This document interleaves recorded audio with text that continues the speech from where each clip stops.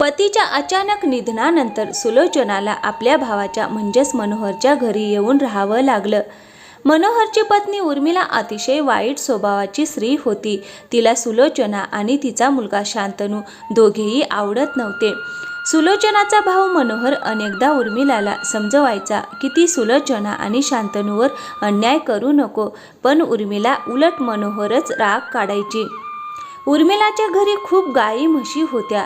तिच्या घरातील सर्व काही वस्तू तिच्या वडिलांनी दिलेल्या होत्या, त्यामुळे तिला वडिलांच्या पैशाचा खूप गर्व होता. अरे, हे काय केलंस तू? सगळं दूध सांडवलंस. आता या दुधाचे पैसे कोण देणार? तुझा बाप देईल का? मामी, चुकून सांडलं.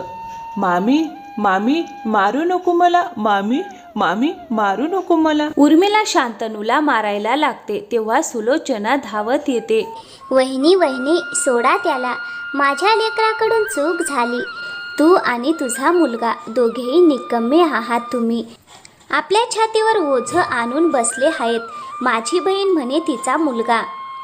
चल गोपी बेटा, मी तुला दूध देते. दे इकडं तो लोटा. उर्मिला सुलोचनाच्या हातातून दुधाचा लोटा हिसकावून घेते आणि आपल्या मुलाला ताजं गाईचं दूध पाजते. तुम्ही दोघं इकडे काय उभे आहात? माझ्या लेकराला नजर लागावी म्हणून का? चला निघा इथून. सुलोचना रडत रडत भगवान शिवांच्या मूर्तीसमोर बसते. हे शिवशंकर, माझ्याच नशिबात इतके दुःख का? माझ्या लेकराला दूध प्यायला सुद्धा मिळत नाही. माझ्या लेकरावर अन्याय का? आई, तुम्ही म्हणायचात ना की भगवान शिव आपल्या सर्व इच्छा पूर्ण करतात, मग ते आपलीच का ऐकत नाहीत? शांतनू, अरे भगवान आपली हाक नक्की ऐकतील. माझ्या लेकरा, तू रडू नकोस. मग दुसऱ्या दिवशी सकाळी उर्मिलाने शांतनूला सांगितले, चल लवकर उठ. गाई म्हशी चारायला जंगलात जा आणि वेळेवर परत ये हा. वहिनी, तुम्ही म्हणालात तर मी जाऊ का? शांतनू लहान आहे. जर एखादी गाय म्हैस हरवली तर तो त्रासून जाईल. तू गेलीस तर घरचं काम कोण करणार? ज्याला जे सांगितलंय त्याने तेच काम करायचं. चल, तूच घेऊन जा गाई म्हशी.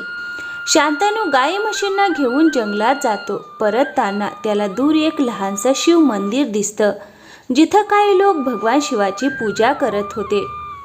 पंडितजी, आज फार शुभ दिवस आहे. श्रावणचा पहिला सोमवार. होय, श्रावण महिना सुरू झालाय. श्रावण सोमवारच्या पूजेचं खूप मोठं महत्त्व आहे. या दिवशी जो कोणी भक्त शिवलिंगाची भक्तिभावाने पूजा करतो, भगवान शंकर त्याचे सारे दुःख दूर करतात. शांतनू पंडितजी आणि त्या भक्तांचे बोलणे लक्षपूर्वक ऐकत होता. त्याने विचारले, पंडितजी, जर मी भगवान शिवाची पूजा केली तर ते माझी प्रार्थना ऐकतील का? हो बाळा, भगवान भोलेनाथ सर्व भक्तांच्या इच्छा पूर्ण करतात आणि सगळ्यांच्या प्रार्थना ऐकतात. मग मी पण भगवान शिवाची पूजा करणार. मी फुले आणि बेल पाने आणतो. शांतनू झाडावरची फुले आणि बेल पाने तोडतो, पण त्याला आठवतं शिवलिंगावर दूधही चढवायचं असतं. मग तो विचारात पडतो, मी दूध कुठून आणू? आणि त्याच चेहऱ्यावर उदासी उमटते. तेवढ्यात गाई म्हशींच्या कळपातून एक काळी गाय पुढे येते आणि शिवलिंगाजवळ थांबते. तिच्या थानातून आपोआप दुधाच्या धारांचा प्रवाह सुरू होतो आणि त्या पवित्र दुधाने शिवलिंगाचा अभिषेक होतो. हे दृश्य पाहून शांतनू फार आनंदित होतो. तो त्या काळ्या गायीला मिठी मारतो आणि भक्तिभावाने शिवलिंगाची पूजा करू लागतो. ओम नमः शिवाय, ओम नमः शिवाय, ओम नमः शिवाय, ओम नमः शिवाय, ओम नमः शिवाय असा जप करत तो भक्तिमग्न होतो. हे सगळं पाहून मंदिरातील पंडित यांना मोठा धक्का बसतो आणि ते प्रभू शिवाला म्हणतात, हे प्रभू, तुझी लीला अपरंपार है.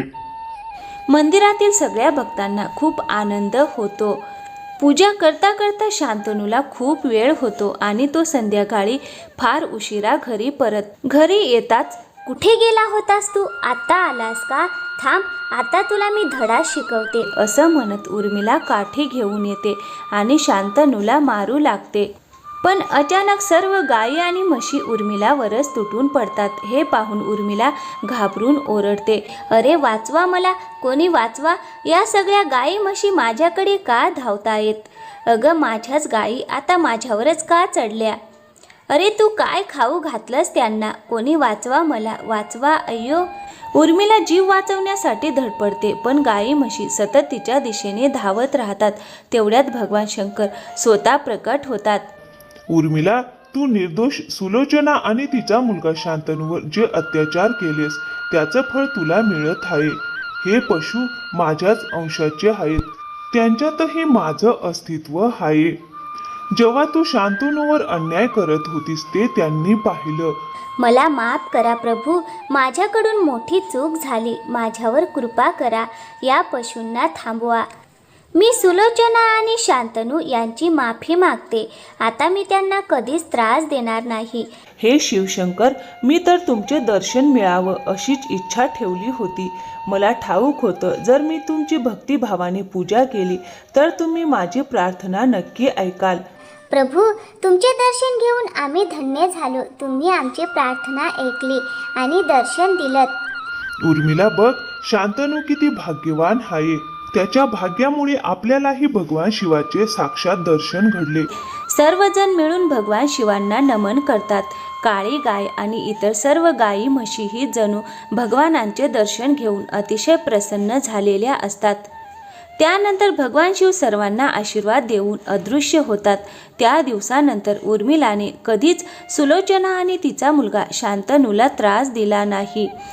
भगवान शिवांच्या कृपेने ते सगळं कुटुंब आनंदाने एकत्र सुखाने राहू लागलं. तर मित्रांनो, कशी वाटली आजची गोष्ट? आवडली असेल तर व्हिडिओला एक लाईक करा आणि हो, चॅनलवर नवीन असाल तर प्लीज चॅनलला सबस्क्राईब नक्की करा. थँक्यू, धन्यवाद.